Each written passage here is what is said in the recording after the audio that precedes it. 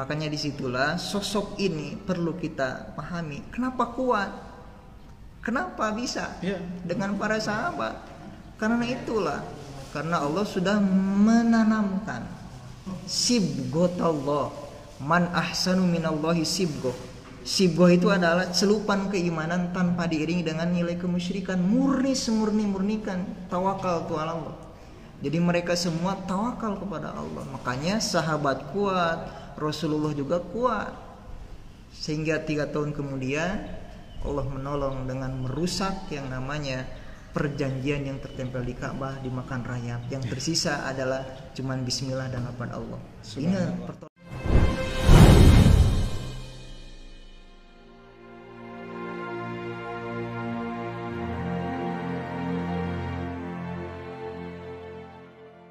Assalamualaikum warahmatullahi wabarakatuh. Waalaikumsalam warahmatullahi wabarakatuh. Apa kabar jamaah? Alhamdulillah, kami senantiasa mendoakan Anda dalam keadaan sehat walafiat, selalu dalam lindungan Allah Subhanahu wa taala. Amin ya Allah. Dan alhamdulillah di kesempatan hari ini kita ngobrol perkara Islam.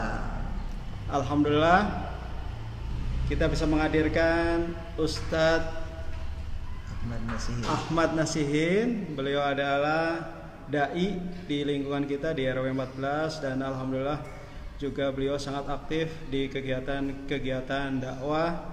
Dan alhamdulillah pada kesempatan ngopi kali ini kita akan berbincang atau ngobrol perkara Islam berkaitan dengan Maulid Nabi Muhammad sallallahu alaihi wasallam. Assalamualaikum Pak Ustadz. Waalaikumsalam warahmatullahi wabarakatuh. Sehat? Alhamdulillah. Ya, terima kasih sekali bisa hadir di sini Pak Ustadz. Ya, sama-sama. Pak Ustadz, kita sebagai umat Islam sungguh sangat berbahagia sekali gitu ya, bahwa kenikmatan yang sangat besar yang patut gitu dan pantas untuk kita syukuri adalah hadirnya Rasulullah Muhammad sallallahu alaihi wasallam ya. Bahwa kita sebagai umat Islam saat ini mengenal yang namanya iman, kita merasakan nikmatnya iman, kemudian nikmatnya Islam, nikmatnya beragama, ya, memiliki peradaban yang sangat baik sekarang ini. Itu tentu karena kehadiran Rasulullah Muhammad sallallahu alaihi wasallam. Dan tentu kita ingin mengenang atau tidak hanya sekedar memperingati begitu, walaupun sekarang ini banyak sekali kegiatan-kegiatan yang berkaitan dengan peringatan Maulid Nabi Muhammad SAW.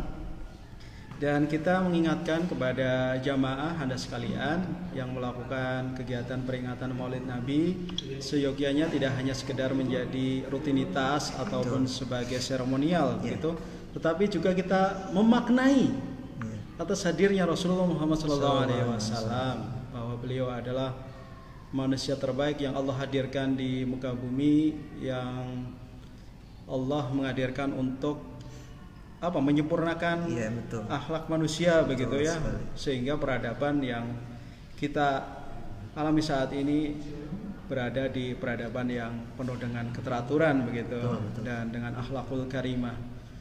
Dan Pak Ustadz, mohon dijelaskan begitu ya tentang sosok Rasulullah Muhammad SAW seperti apa.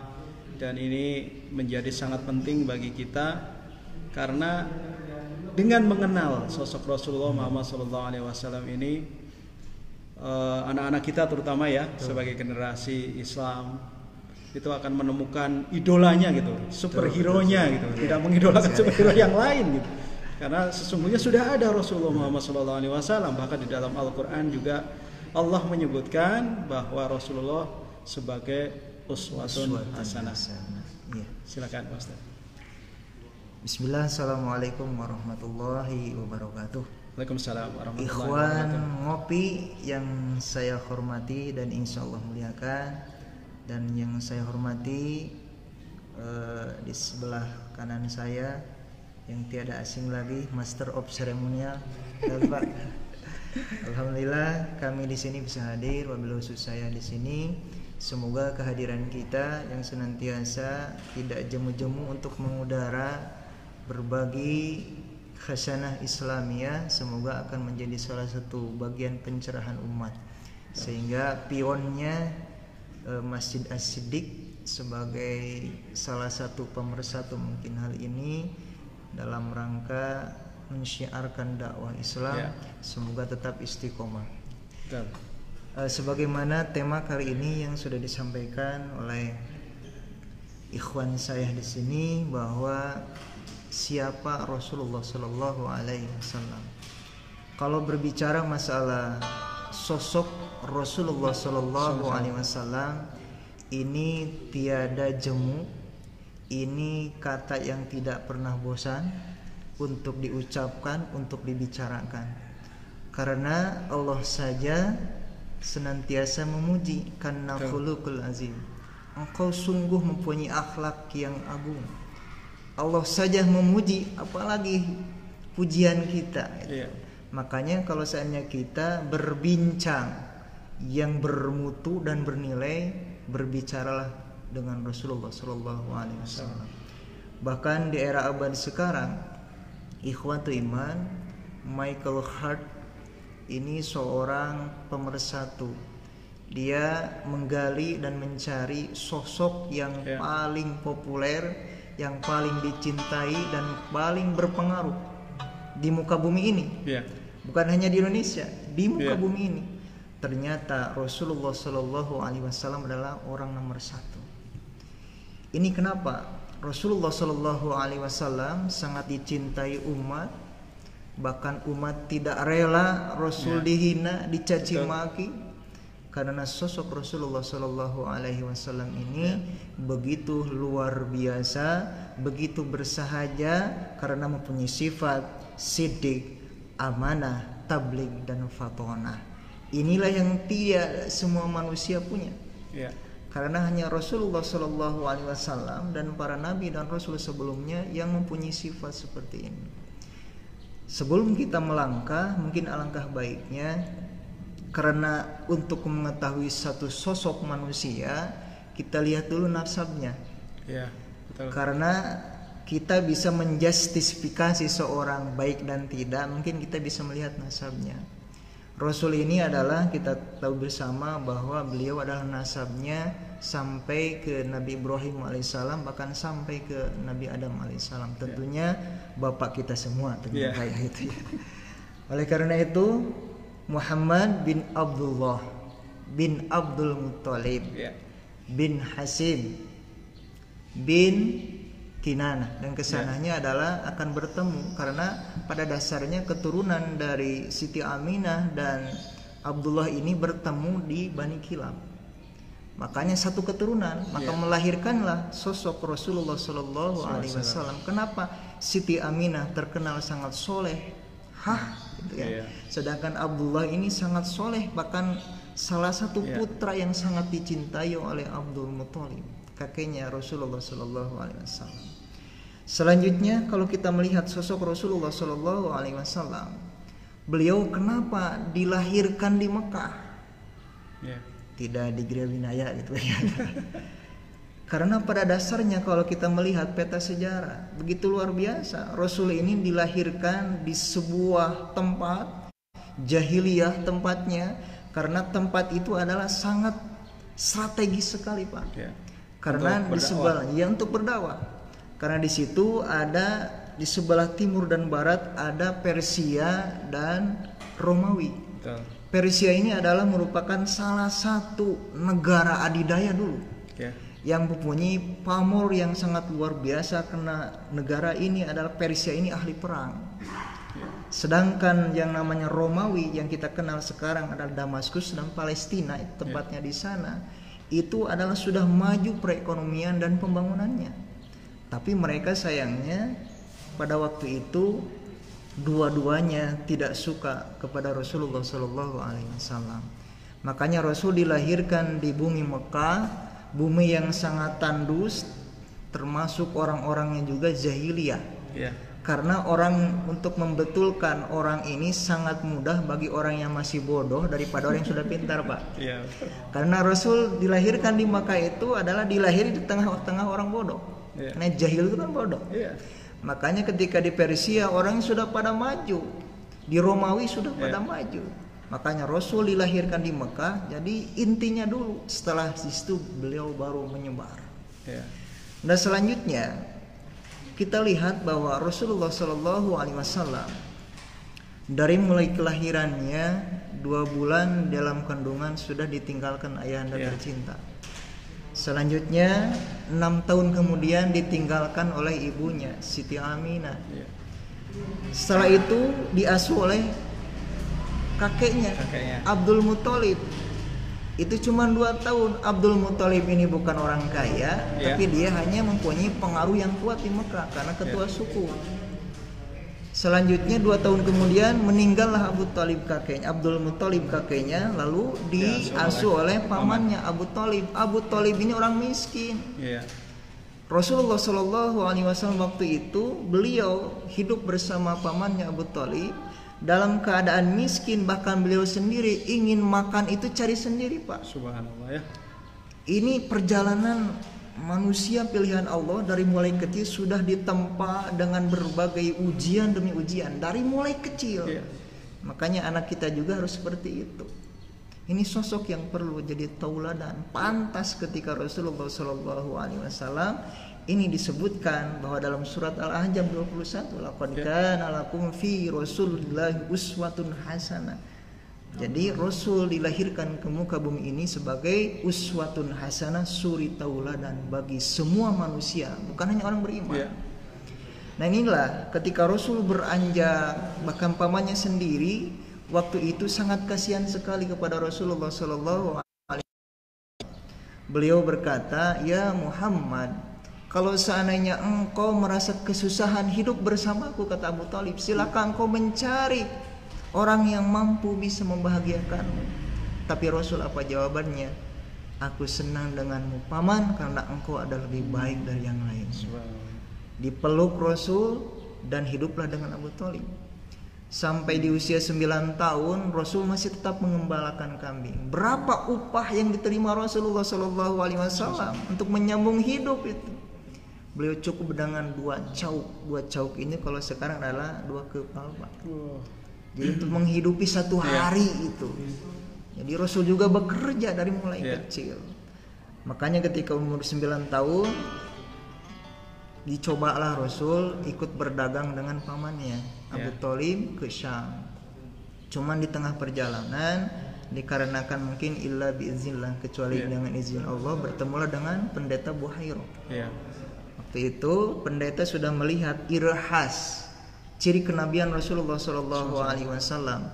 Karena waktu itu pohon merunduk, awan terus menaungi Rasulullah Shallallahu Alaihi Wasallam. Bahkan dari Mekah awan itu, Rasul tidak pernah kepanasan. Makanya kata Buhairah, bawalah anak ini ke Mekah, karena anak ini kalau sampai di Syam akan terjadi pembunuhan karena di sana sudah menunggu orang Yahudi dan Nasrani akan membunuh. Makanya pulang Rasul selamat waktu itu. Dan ketika 12 tahun beliau juga masih ikut berdagang dengan pamannya Abu Thalib. Dan di sanalah Rasulullah Shallallahu Alaihi Wasallam membuktikan sosoknya yang amanah. Beliau sudah belajar menjajakan dagangannya calon istri tercinta, Siti Khadijah. Jadi Siti Khadijah ini adalah tipe wanita yang mengutarakan cinta, mungkin I love you kepada laki-laki. Kepada Rasul. Makanya kalau sekarang ada tipe wanita yang mengutarakan hati langsung pada laki-laki, nah jangan-jangan tipenya tipe Siti Khadijah ini. Bukan sesuatu tabu atau dilarang, karena di zaman Rasulullah itu sudah dicontohkan. Nah, itu karena zaman Rasul ketika Siti Khadijah mengungkapkan isi hati karena sudah melihat Rasul ini adalah sosok yang jujur, amanah. Bahkan ketika beliau kembali berdagang, disampaikan hasil dagangnya, tidak satupun yang tertinggal, hitungannya, barangnya, hasilnya disampaikan kepada Siti Khadijah. Ini luar biasa, Pak.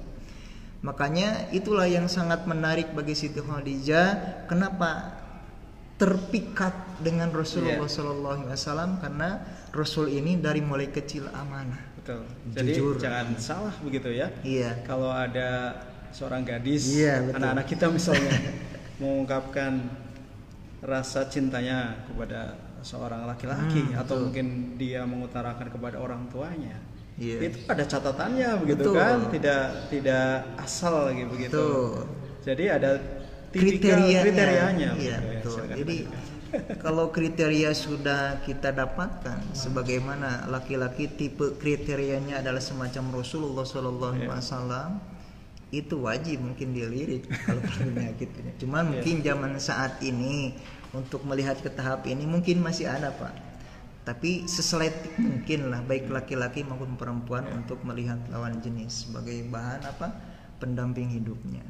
Makanya Rasulullah SAW sudah terbukti kepribadiannya dari mulai kecil, ditempa dengan berbagai kepedihan kehidupannya. Sampai di usia remaja pun masih dialami Rasulullah SAW. Sampai menikah pun Rasul masih diuji oleh Allah Subhanahu Wa Taala, tidak henti-hentinya. Bahkan ketika Rasulullah SAW di usia 40 tahun diangkat pertama kali menjadi Nabi dan Rasul waktu itu, Rasul tidak hanya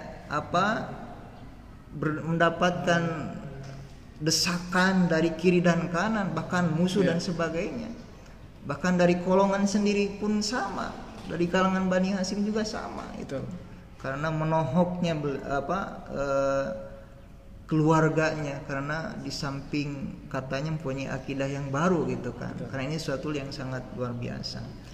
Makanya setelah itu kalau kita perhatikan rintangan, halangan demi halangan Rasul jalani. Dari mulai beliau dicaci maki, dihina dan sebagainya. Bahkan Rasulullah SAW sendiri ketika mengalami pemboikotan 3 tahun lamanya di tempat atau disimpan di satu lembah yang namanya lembah Sij'in di Mekah, itu satu lembah dipendam di situ 3 tahun coba lamanya, diputuskan perekonomian, diputuskan yang namanya persahabatannya, kekeluargaannya, bahkan kerabatnya diputuskan. Makanya disitulah sosok ini perlu kita pahami. Kenapa kuat? Kenapa bisa dengan para sahabat? Karena itulah, karena Allah sudah menanamkan sibghatallah, man ahsanu minallahi sibghah. Sibghah itu adalah celupan keimanan tanpa diiringi dengan nilai kemusyrikan, murnikan tawakal tu Allah. Jadi mereka semua tawakal kepada Allah. Makanya sahabat kuat, Rasulullah juga kuat. Sehingga 3 tahun kemudian Allah menolong dengan merusak yang namanya perjanjian yang tertempel di Ka'bah, dimakan rayap. Yang tersisa adalah cuman bismillah dan lafaz Allah. Ini pertolongan dari Allah. Ini sosok yang kuat gitu kan. Iya Pak Ustadz, bicara tentang sosok Rasulullah Muhammad SAW ini sungguh sangat mengagumkan begitu. Tidak akan pernah habis betul sekali. Kata-kata atau cerita untuk menceritakan atau membahas sosok Rasulullah Muhammad SAW. Dan jamaah sekalian mungkin juga pernah membaca catatan atau sirah nabawi bahwa Rasulullah Muhammad SAW ini adalah sebagaimana tadi diceritakan oleh Pak Ustadz, dari kecil bagaimana dia sudah berjuang dengan begitu banyak tempaan begitu, dan kemudian di remaja dan sebagainya. Dan karena terkenalnya sebagai sosok yang jujur begitu jujur dan bertanggung jawab di banyak kegiatan-kegiatan di lingkungan, musyawarah para pemimpin yang seharusnya kalau di zaman sekarang mungkin para elit politik begitu ya. Betul sekali. Rasulullah itu kalau boleh dikatakan mungkin masih remaja atau masih usianya jauh gitu dengan orang-orang para petinggi itu. Tetapi di zaman itu Rasulullah itu dilibatkan ternyata untuk musyawarah penting. Nah, ini juga adalah teladan begitu bagaimana generasi sekarang juga bisa meniru gitu ya sosok beliau, tentu saja dengan membangun kapasitas diri. Ya kalau anak-anak sekarang ya harus giat belajar, menunjukkan prestasinya begitu. Dan tentu saja soal tauhid tadi itu. Begitu. Betul Pak Ustadz begitu. Betul sekali. Bahkan kalau kita melihat gitu ya, karena Allah ini akan mempertontonkan waktu itu Rasul di usia remaja, usia 25 tahun sudah mampu yang namanya menjadi mediasi Iya. percecokan antara Bani Bini di situ. Karena siapa yang seharusnya menyimpan batu Hajar Aswad tersebut? Makanya tunggulah orang yang pertama datang ke Masjidil Haram itu yang bisa memutuskan. Siapa yang datang? Ternyata Rasulullah. Beliau dengan kecerdasannya, karena dia itu adalah fatona, beliau ambil ujung-ujungnya lalu dikasihkan kepada pemuka suku itu. Makanya 4 suku yang berseteru itu adalah langsung diangkat barang-barang ini, tidak ada masalah kan. Merasa Makanya, semuanya betul, terwakili. Terwakili. Inilah kecerdasan Rasulullah. Begitu cerdasnya Rasulullah. Cerdasnya ini sudah kelihatan. Makanya di situ banyak yang memuji para suku. Ternyata Rasul itu di samping amanah, dia juga cerdas. Makanya ini mungkin harus ditanamkan dari mulai salik kecil bagi kita. Tanamkan rasa cinta kepada Rasul. Kenapa? Itu sudah maksimal kalau saya rasa. Kenapa? Karena Rasul ini di samping dicintai umatnya, Allah juga sangat mencintai. Bahkan kalau kita lihat dalam surat Al-Ahzab ayat 56, Allah Subhanahu wa taala di situ menggambarkan sosok Rasul. Innallaha wa malaikatahu yusholluna 'alan nabi ya ayyuhalladzina amanu shollu 'alaihi wa sallimu taslima. Ayat ini luar biasa karena kalimatnya diawali dengan inna. Di situ ada nun taukid, Pak. Itu menunjukkan kalau kalimat ada nun taukid berarti ada kalimat seterusnya harus kita perhatikan. Kalau kita lihat juga innallaha, di situ ada jumlah ismiyah. Adalah Allah dan malaikat. Innallaha wa malaikatahu yusollu. Lalu diikuti dengan jumlah fi'liyah, yusollu, bersolawat. Alan nabi, kepada siapa? Nabi. Ya ayyuhalladzina amanu shollu alaihi wasallimu taslima. Makanya kita dianjurkan untuk bersolawat. Makanya ketika kita sholat, solawat itu masuk rukun sholat. Tanpa solawat itu karena apa? Karena kalau kita lihat kalau dalam kaidah bahasa, innallaha wa malaikatahu yusollu di situ sifatnya mustarok, Pak. Mustarok ini adalah artinya lebih dari satu. Makanya tidak mungkin kalau yusollu itu kan berdoa. Jadi kalau seandainya yusollu ini berdoa Allah kepada Allah, tidak mungkin. Makanya sifat maknanya yusollu di sini bagi Allah adalah memberikan rahmat. Rahmat yang mana? Rahmat ini tidak akan terputus-putus sampai akhir nanti. Sedangkan malaikat memberikan ampunan kepada siapa? Umat Muhammad. Tidak terputus-putus. Betul sekali. Begitu. Betul sekali, Pak Ustaz. Luar biasa. Salah satu bentuk dari kecintaan kita kepada Rasulullah Muhammad SAW dianjurkan untuk bersolawat. Itu banyak sekali dalilnya ya. Hadisnya banyak sekali. Selain tadi yang disebutkan Pak Ustadz bahwasanya Allah dan para malaikat juga bersolawat. Kemudian banyak juga hadis yang diriwayatkan oleh para sahabat dan Siti Aisyah sendiri juga menceritakan bahwa kalau cinta kepada Rasulullah, satu di antaranya adalah memperbanyak sholawat.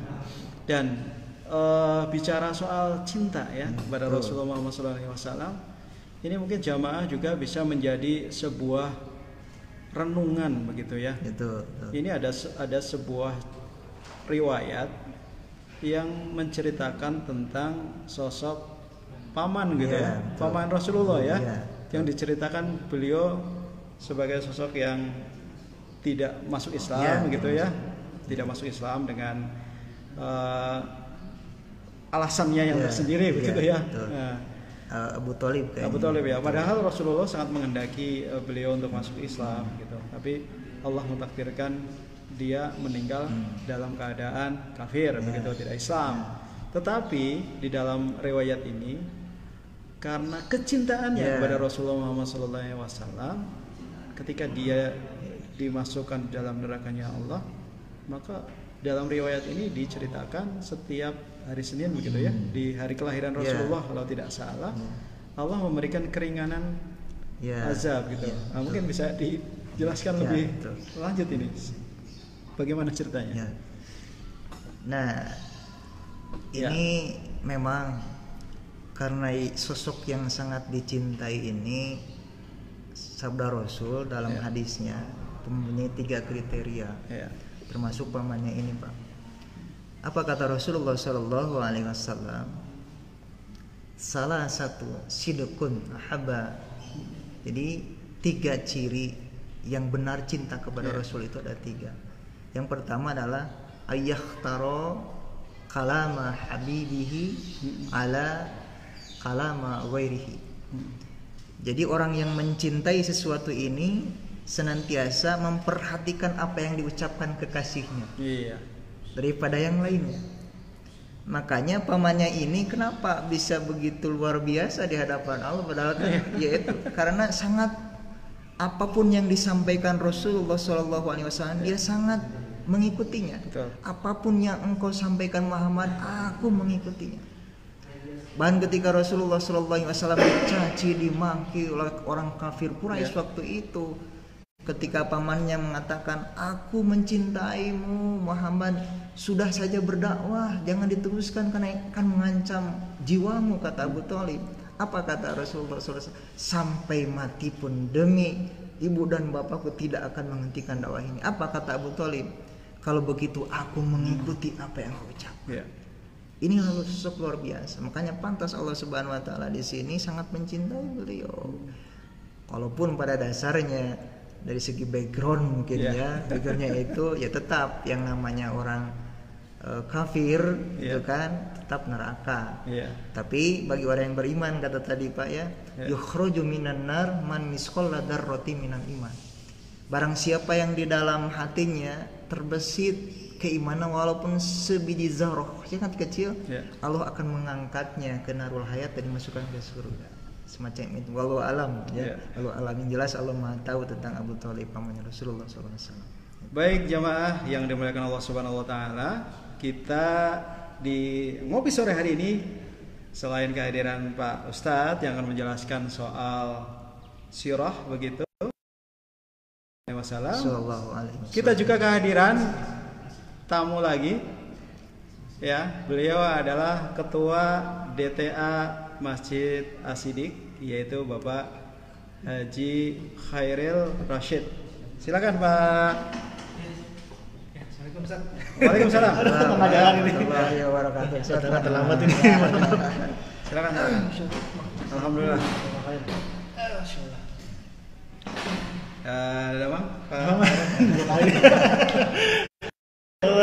Alhamdulillah. Begini Pak Khairil ini langsung ke Pak Khairil bahwa sore ini kita sedang ngobrol perkara Islam berkaitan dengan Maulid Nabi Muhammad SAW, soal kelahiran, soal Allah menghadirkan nikmat yang sangat agung, yaitu hadirnya Rasulullah Muhammad SAW di muka bumi, sehingga kita sebagai manusia begitu mengenal jalan yang lurus, begitu jalan yang diridhoi oleh Allah Subhanahu wa Ta'ala. Pada saat ini kita bersyukur bahwa kita punya nikmat iman dan juga Islam. Itu tentu karena kehadiran Rasulullah, begitu kan? Nah, itu adalah nikmat yang perlu kita syukuri Tidak ada kenikmatan yang lebih utama dibandingkan kehadiran Rasulullah Muhammad SAW. Nah, ini Pak Khairil Rashid nih sebagai ketua DTA gitu sebagai lembaga yang mendidik anak-anak kita mengenal agama, bertauhid kepada Allah Subhanahu wa Ta'ala, mengimani sosok Rasulullah Muhammad SAW. Mungkin bisa diceritakan kepada para jamaah bagaimana kegiatan di DTA tentang hal-hal yang terkait dengan kecintaan kepada Rasulullah SAW. Bismillahirrahmanirrahim. Assalamualaikum warahmatullahi wabarakatuh. Waalaikumsalam warahmatullahi wabarakatuh. Bismillahirrahmanirrahim. Jadi seperti kita tahu bahwa Rasulullah adalah satu-satunya manusia di akhir zaman gitu yang dijadikan model, dijadikan suri tauladan yang detail dari cara berpikir, cara merasakan, sampai perilakunya, bahkan sampai perilaku yang mendetail gitu. Sampai cara makan, terus sekedar untuk masuk WC dan keluar WC-nya pun beliau tuh menunjukkan gitu caranya seperti apa kepada kita semua, dan kami yakini bahwa hanya Islam lah satu-satunya agama yang mengajarkan modeling kepada Rasulullah SAW, dan ini juga detail gitu loh, ibaratnya sempurna bang. Kalau kita kerja di perusahaan tuh ada SOP-nya ya. Dari A sampai Z misalnya bagian packing misalnya dari ngumpul dari isolasinya dulu segala macam sampai itu dikirim semuanya ada SOP. Dan kita sebagai muslim tuh dicontohkan secara mendetail gitu. Jadi berarti kita tinggal lahir ada Al-Qur'an dan sunnah Rasulullah, kita tinggal ngikutin gitu. Dan apa yang dikatakan Rasulullah, apa yang Rasulullah tunjukkan dengan perilakunya itu menjadi tuntunan buat kita. Nah ini kemarin alhamdulillah memang spontan Pak, karena kita ada worry juga kalau ngadain di saat pandemi gini. Waktu kemarin teman-teman operasionalnya bakal ada nggak Pak? Kayaknya nggak ada nih gitu. Ternyata guru-gurunya luar biasa. Saya sangat berterima kasih ke tim guru. Mereka mengadakan itu secara spontan, bahkan ketika saya lagi juga nggak ada di tempat gitu. Apa ini? Kegiatannya apa ini? Jadi kemarin nonton sejarah dari Rasulullah SAW. Gitu. Jadi kelas TK dan SD nonton bareng gitu. Dan itu dibantu sama teman-teman dari pengurus DKM Asidik, ada Pak Iman dan Pak Yudi. Jadi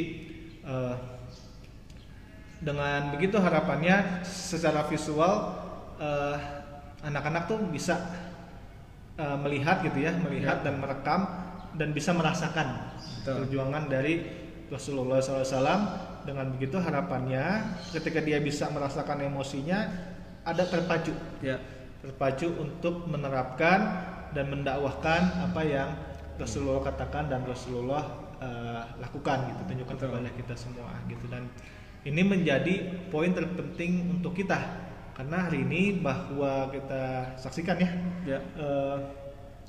anak-anak tuh dekat dengan gadget gitu. Dekat dengan gadget, tapi jauh dari buku. Jauh dari buku. Jadi sedangkan gadget itu kalau kita lihat YouTube itu misalnya salah satunya konten yang berisi Rasulullah dan para sahabat misalnya untuk anak-anak yang khususnya itu sedikit. Bahkan saya belum bisa ketemu malah gitu. Kalaupun ada konten yang kayak sifatnya kayak nusa gitu lebih ke situ. Dan sampai detik ini menjadi tantangan kita buat para pendidik, gimana caranya ketika kita belum bisa masuk ke YouTube, minimal di kehidupan nyata kita ada di situ.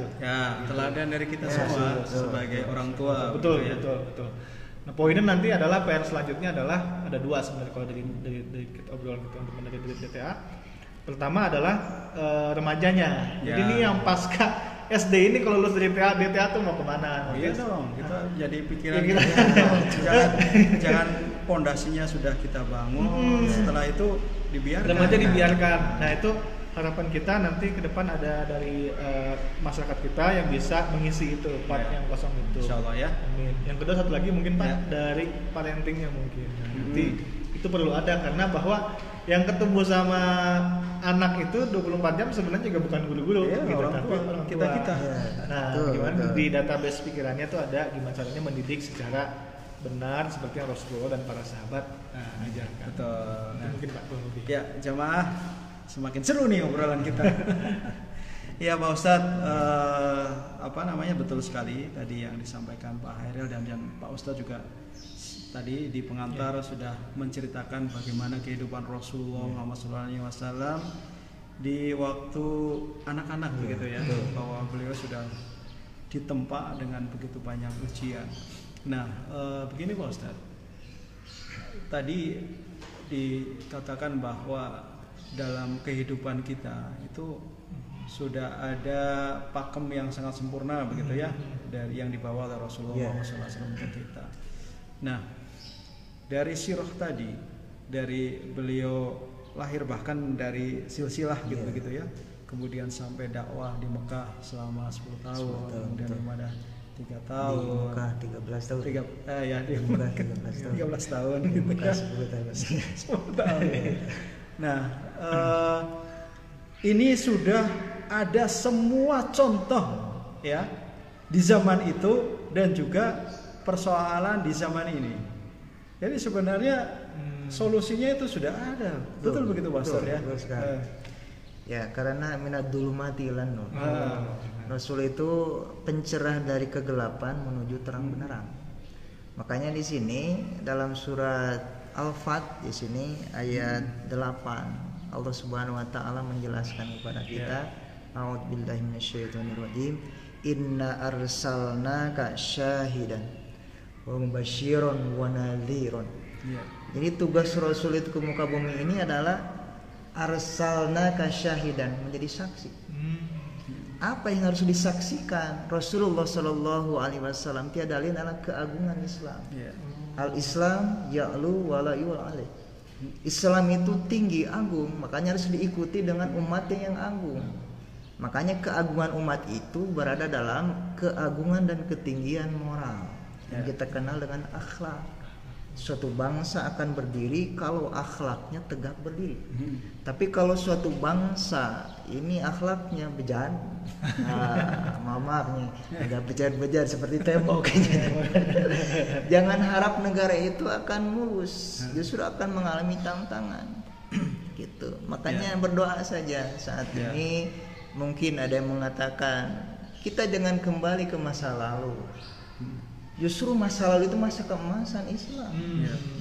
Makanya justru kita bukan bicara jangan kembali ke masa lalu, jadi jadikanlah itibar, ibroh, pelajaran bagi kita bagaimana Rasulullah Shallallahu Alaihi Wasallam menjadikan Madinah itu sebagai kota madani, gitu kan, dari mulai syariat, fikihnya, ibadahnya, sosialnya, di situ sudah dibuktikan. Kalau di Mekah Rasulullah Shallallahu Alaihi Wasallam berdakwah itu rata-rata 100% dalam masalah tauhid.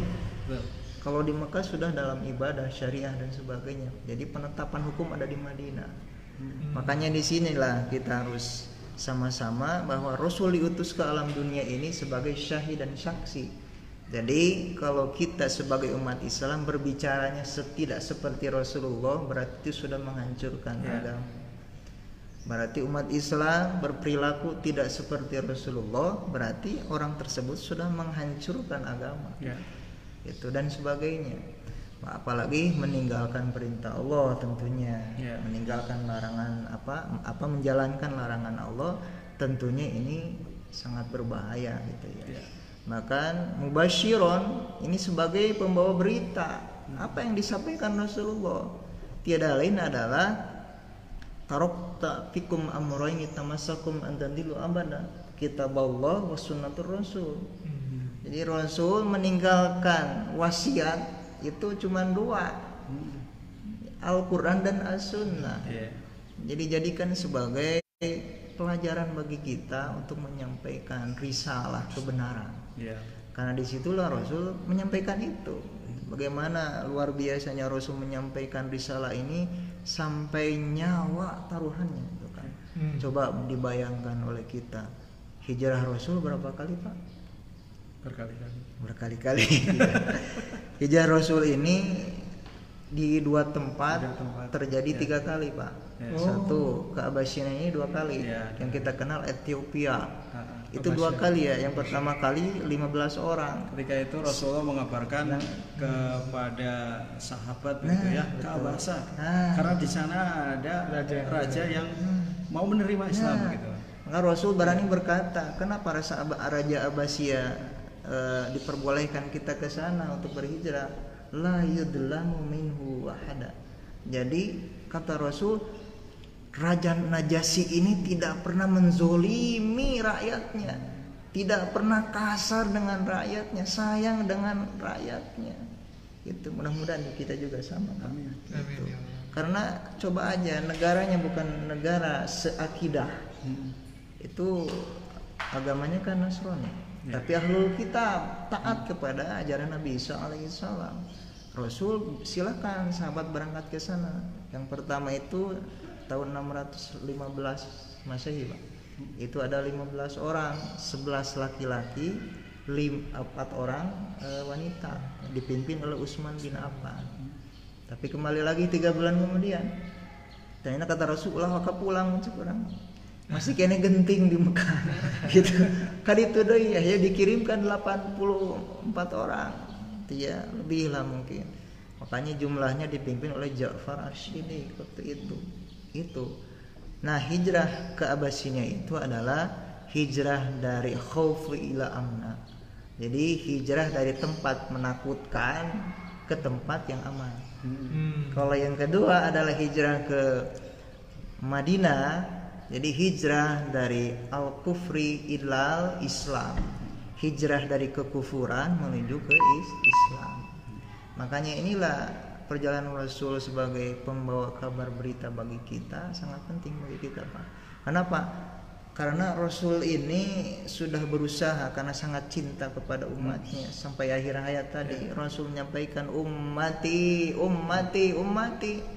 Jadi ya Jibril sampaikan kepada kami, umat kami engke kumaha asup neraka ka surga, kan bahasanya gitu. Jadi yang dipikirin kita. Apakah pernah kita jamaah memikirkan Rasulullah sallallahu alaihi wasallam ketika Rasul dicaci, dimaki, dihina, tersentuh enggak hati kita untuk merasa melecehkan Rasulullah sallallahu alaihi wasallam? Makanya disinilah sangat penting bagi kita bagaimana Rasul ini sosok yang begitu luar biasa di hadapan manusia, di hadapan Allah Subhanahu wa taala. Betul Pak Ustadz. Iya. Pak Ustadz dan Pak Hairil ya. Tadi yang disampaikan Pak Ustadz itu sangat benar sekali bahwa cerita tentang Rasulullah itu tidak akan pernah habis untuk kita diskusikan ya. Kalau kita bicara soal sirah semakin dalam, kita akan menemukan sesuatu yang saya baru tahu nih. Nah, termasuk kalau kita mengambil contoh yang aktual saat ini, bahwa saat ini kita sedang hidup di tengah wabah virus corona. Sebenarnya kalau kita mau mendalami sirah Nabawi, di situ juga sudah ada solusinya ya, Pak Ustaz ya. Misalnya tadi misalnya soal jangan mendatangi wilayah yang berbahaya. Ya, betul. Dan Rasulullah itu dalam sebuah hadisnya juga pernah menyampaikan gitu, ketika ada wabah misalnya itu kan taun gitu kan, ketika ada wabah ya jangan datangi tempat itu. Betul. Tapi faktanya hari ini banyak sekali orang yang melanggar gitu. Pemerintah atau Satgas itu sudah menginformasikan itu. Di sana itu zona merah tuh, jangan datang ke sana. Tapi juga ke sana. Itu juga tidak mengikuti sunnah, itu dia mengikuti apa yang dicontohkan Rasulullah. Nah, kemudian Pak Ustadz dan Pak Hairil ya. Di saat ini kita memang prihatin begitu ya dengan karikatur yang menghina Rasulullah SAW, dan kita juga pantas untuk marah begitu. Betul. Nah, tapi untuk menunjukkan kecintaan kita kepada Rasulullah SAW tentu tidak cukup hanya dengan marah. Ya, betul sekali. Nah, kalau Pak sebelum ke Pak Ustadz nih, ke Pak Hairil ya, mungkin untuk diri sendiri, keluarga, dan kemudian anak-anak atau di lingkungan keluarga, apa yang sedang diupayakan begitu untuk mewujudkan cinta kita kepada Rasulullah SAW. Untuk mewujudkan cinta kepada Rasulullah SAW ya. Jadi yang paling penting adalah seperti apa ya, orang bilang gitu. Kalau tak kenal maka tak sayang. Gitu. Makanya ini yang harus sebenarnya disampaikan gitu kepada anak-anak mengenai salah satunya tadi dengan pelajaran sirah Nabawi. Memang di part sekarang ini kalau untuk yang di anak-anak, kalau di lingkungan DTA ya sekarang tuh masih berfokus di sholat, lalu hafalan dan BTQ, baca tulis Al-Quran gitu. Nanti kedepannya setelah itu kemungkinan besar baru ke situ yang ke sirah Nabawi. Karena ini kita lagi mode bertahan nih di pandemik, minimal fokus ketiga tapi benar-benar dapet gitu loh. Gitu. Nah, apa yang perlu dilakukan kalau dalam konteks sebagai orang tua? Yang pertama adalah mau tidak mau kita harus juga belajar. Dan hal ini kalau boleh, justru khusus untuk konten dewasa ya dalam hal konten agama Islam itu udah murah. Artinya kalau dulu tuh kita kalau mau belajar tuh mesti kemana dulu gitu. Sekarang tuh tinggal klik dari sirah Nabawi, parenting Nabawi gitu ya, keluar tuh langsung di YouTube, dan kita tinggal ini kan, tinggal ikutin gitu. Dan itu kalau kita nggak cukup waktu ya bisa kita dengerin sambil kerja, sambil apa gitu. Nah itu yang bisa dilakukan dan itu mudah sekali untuk dilakukan. tinggal dari kita tinggal niatnya gitu ya. Nah itu yang pertama. Yang kedua bahwa harus ada ruang diskusi sama anak. Sesibuk apapun, sepadat apapun jadwal kita, minimal ya sehari itu kita mesti ada menempatkan waktu khusus dengan anak, baik sebelum tidur ataupun misalnya pas setelah isya misalnya. Idealnya kan di prime time ketika semua keluarga berkumpul. Nah di sana tuh harusnya orang tua tidak sibuk dengan gadget dan anak pun dilepas dari gadget. Nah ini yang cerita sulit ini. Dan itu harus berjuangkan gitu. Karena nggak mudah beneran nggak mudah, ini challenge. Terutama gitu. Kalau ibu-ibunya yang jualan gitu ya. Wah, itu makanya banyak karyawan Pak. Jalan PJJ. Nah, jadi intinya harus ada ruang dialog di sana gitu. Kita sampaikan bahwa kita punya suri tauladan dan ini satu-satunya orang di dunia yang kita bisa tiru gitu. Bahkan kalau mau dari aspek anak ada, dari aspek orang tua ada semua. Dari aspek bekerja pada orang ada, jadi bos ada, jadi panglima perang ada gitu. Terus ngurus masjid ada, ngurus negara juga ada. Ini komplit satu-satu orang yang bisa kayak itu dari A sampai Z gitu. Jadi harusnya ya, kita harus bersyukur, dan rasa syukur itu adalah bagaimana kita memakai resources atau sumber daya yang Allah kasih gitu ya kepada kita untuk melakukan segala sesuatu di jalan Allah. Termasuk kalau kita punya kuota yang buat belajar, sisihin kuota memang buat belajar khusus Islam.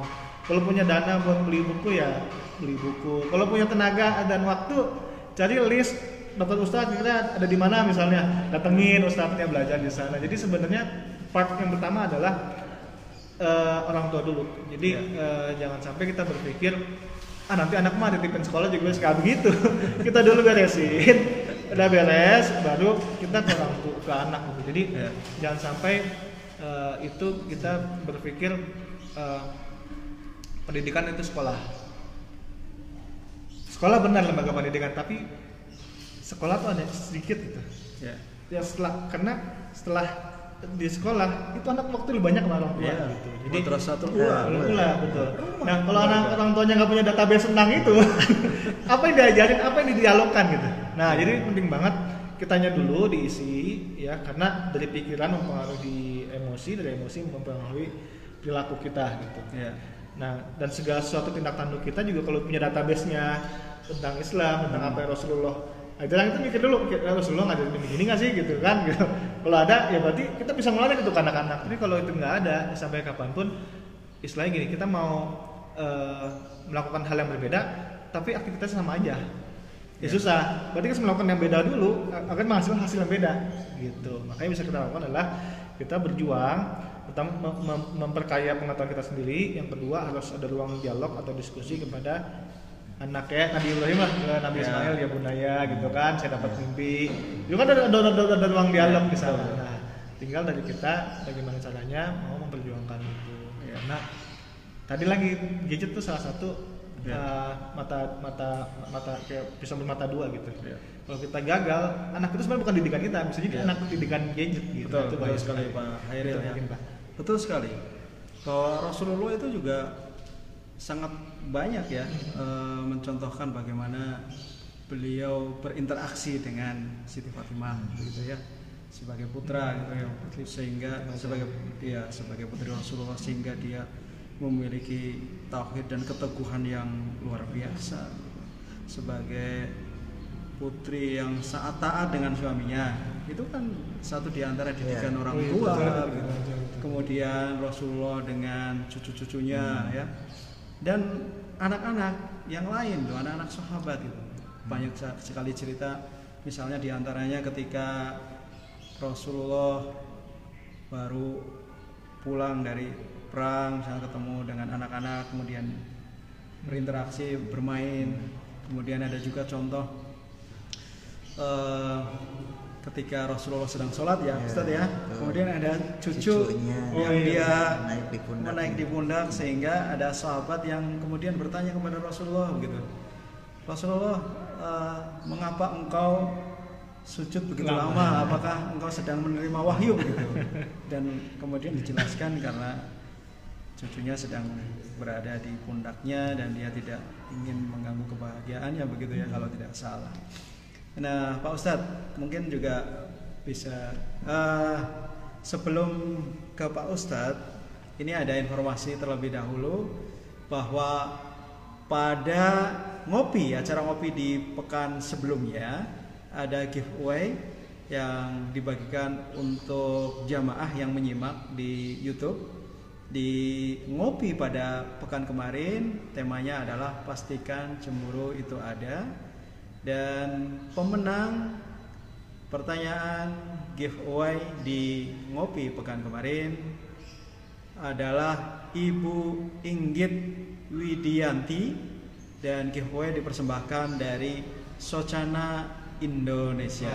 Nah, untuk giveaway-nya silakan nanti bisa menghubungi ke panitia ya, ke tim ngopi. Baik, kita lanjutkan lagi ke Pak Ustadz gitu ya,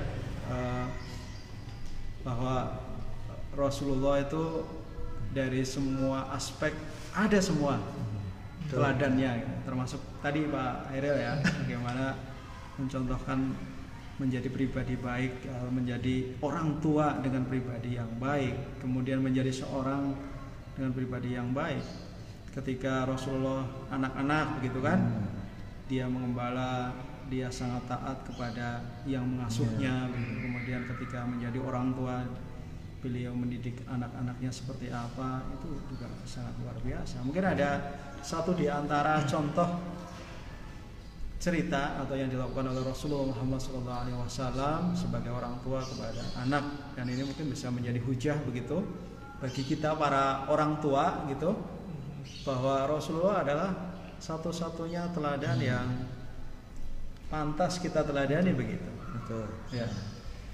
Ini sebelum ke arah sana sebaiknya kita lihat dulu siapa guru Rasulullah. Ya. Karena murid itu gimana gurunya. Iya, benar. Jadi kalau kita membahas bagaimana anak kita berperilaku supaya baik, kita lihat dulu gurunya atau mungkin orang tuanya. Guru orang tuanya. Seperti itu. Makanya siapa guru Rasulullah? Tiada lain Allah Subhanahu wa taala. Allah itu kan serba maha. Jadi Allah itu tidak bisa diungkapkan dengan kata-kata. Sifat wajib di Allah yang kita kenal dengan 20 sifat itu, dari wujud sampai sifat 20, ini merupakan salah satu bagian yang masuk dalam diri Rasulullah SAW, diaplikasikan.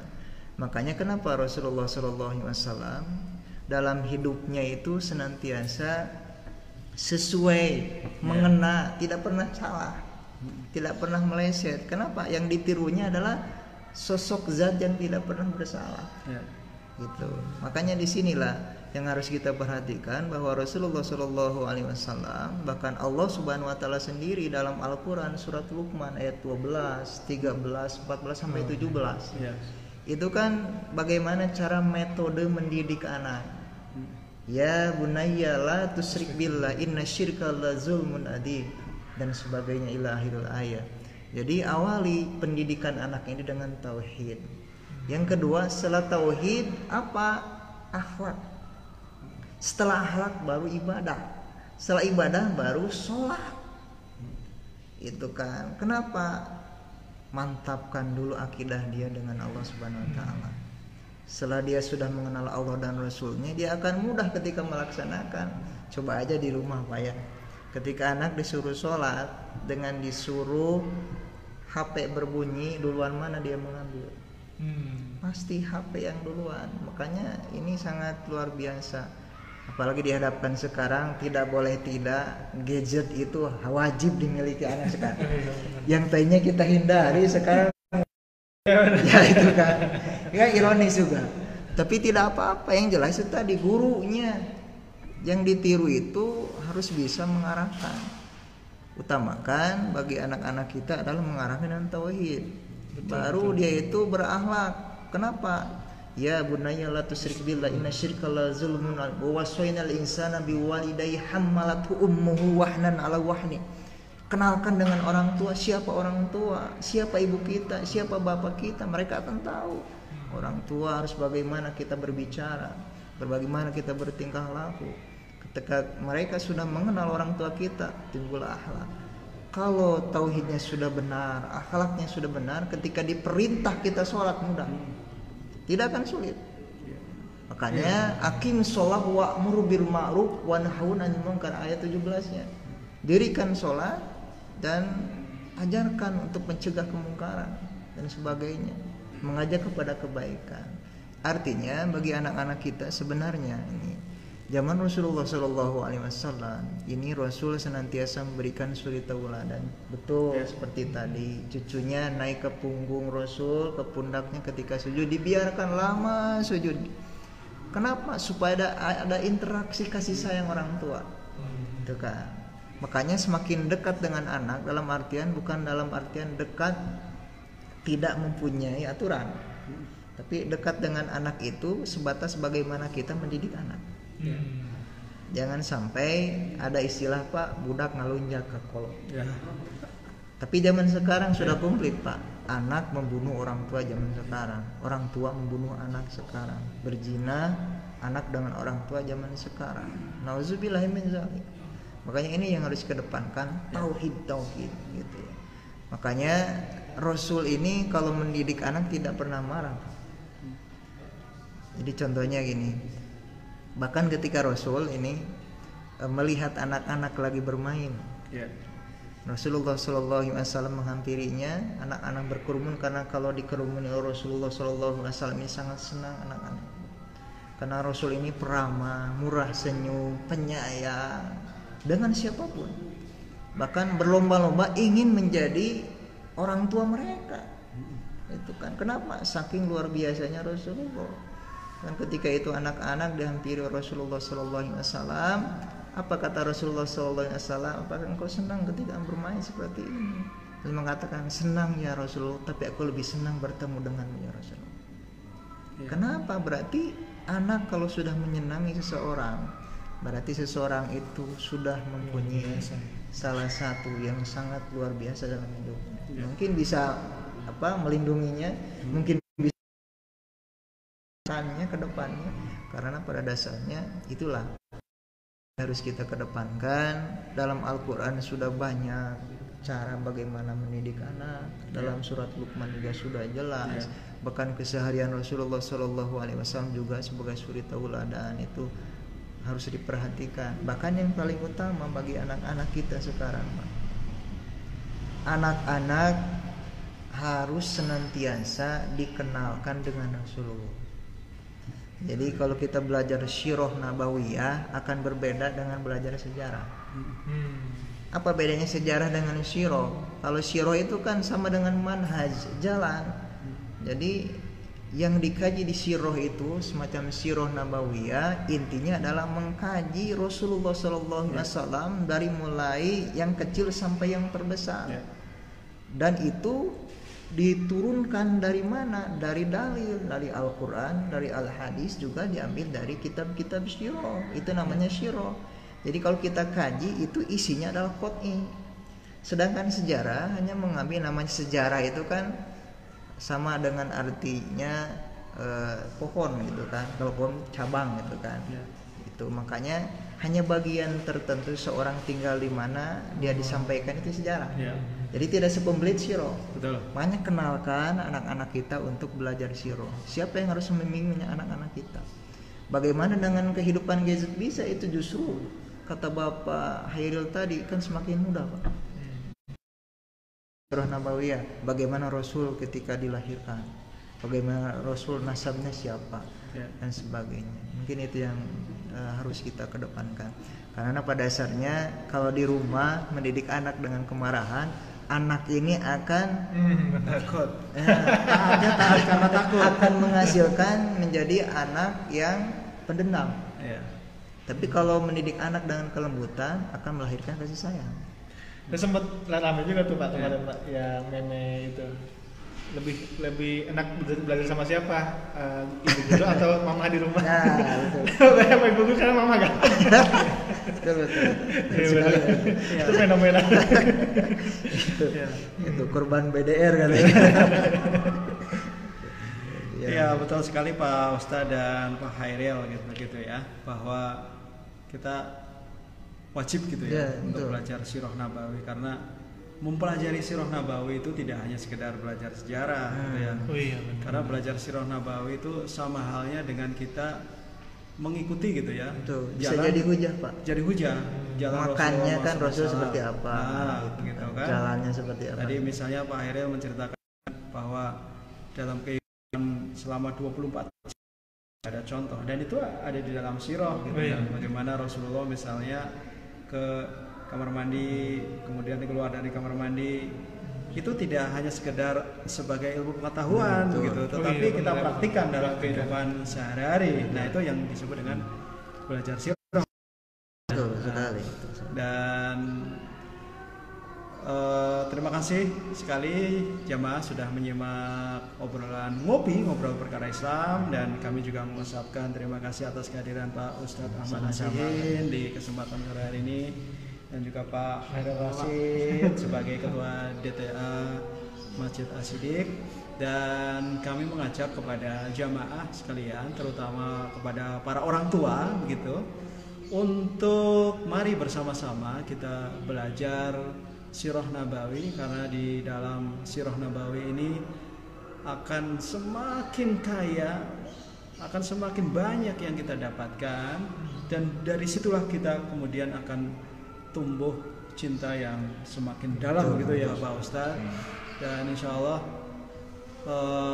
dengan demikian, dengan kita para orang tua juga belajar Sirah Nabawi, kita juga akan mampu begitu mengarahkan anak-anak kita di rumah, apalagi saat ini sedang PJJ begitu, belajar online di rumah. Ini waktu yang sangat baik untuk mengajarkan kepada anak-anak kita. Dan kami juga mengingatkan kepada jamaah sekalian yang ingin berdonasi untuk kemakmuran Masjid As-Siddiq ya, Anda bisa menginfakkan atau mensedekahkan hartanya melalui rekening BSM ya, DKM As-Siddiq di nomor 2018010553.